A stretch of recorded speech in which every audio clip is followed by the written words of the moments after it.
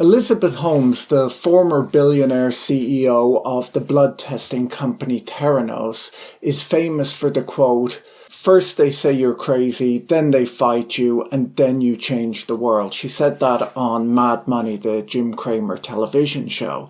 And it would appear, based on this weekend's news, that Elizabeth Holmes herself is now saying that she's crazy. Okay, so anyone who's been following the news will know all about Elizabeth Holmes. She built up this company Theranos to a multi-billion-dollar valuation. She had a board of directors of some of the most famous people in the world, some really big names, people like Henry Kissinger and so on were on the board of Theranos.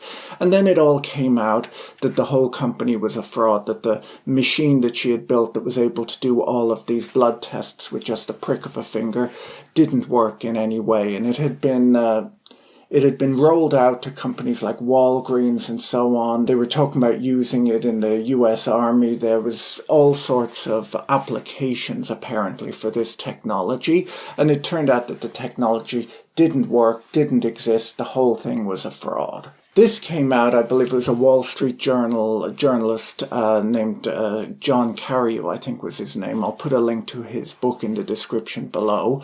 But he wrote an article exposing the fraud that was Theranos, and Elizabeth has since been arrested and charged with criminal fraud.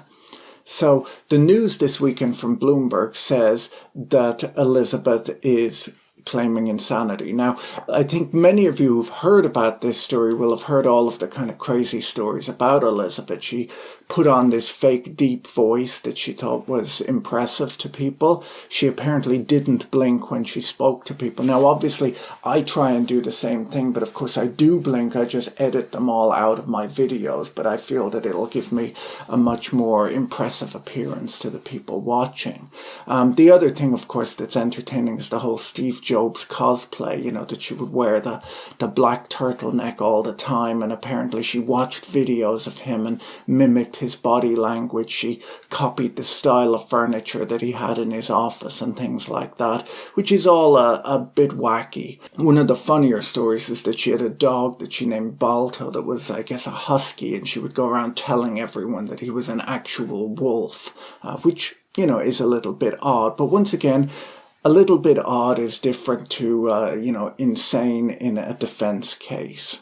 And firstly, I have to say, I'm in no way going to come out and say that she's not insane. I think if a person identifies as being insane, they're entitled to that. And I'm no judge of insanity. I can't prove whether anyone is insane or not, and it's none of my business. But that's not really the way a court case works. So essentially it's quite difficult for a defendant to prove in a federal court that they were insane in building up a multi-billion-dollar company with a fraudulent technology and hiding all of the evidence and so on. It becomes difficult to make that claim simply because you have to show that at the time severe mental disease or defect made it such that you were unable to appreciate the wrongfulness of your act. So there's sort of two ways that it can be looked at. One is that a defendant can claim that they did not know what they were doing at the time, and that they were in sort of such a rage that they in no way understood that they'd built up a multi-billion-dollar company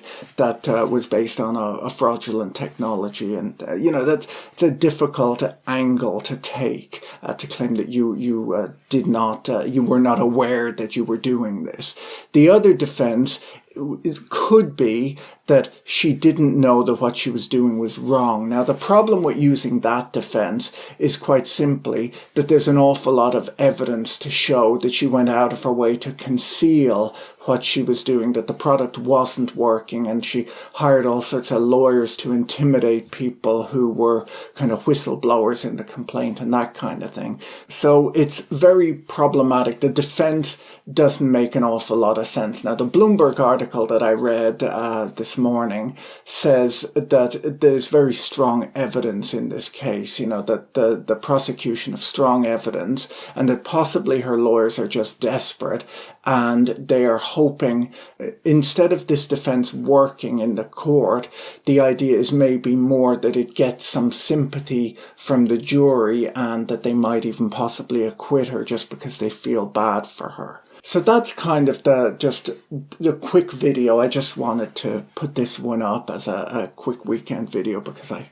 found it slightly entertaining. I would note that I find, some of Elizabeth Holmes' wackiness and a lot of this sort of Silicon Valley craziness amusing.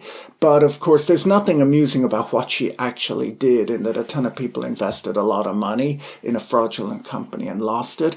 Much more serious is the immorality of foisting a fake blood testing device on the world. If she had sort of claimed to make a coffee maker that didn't actually work, that would be not a good thing to do, but it's not quite as evil as a blood testing device that landed lots of people in the hospital due to inaccurate results that they were getting back from these tests with a device that essentially just in no way worked.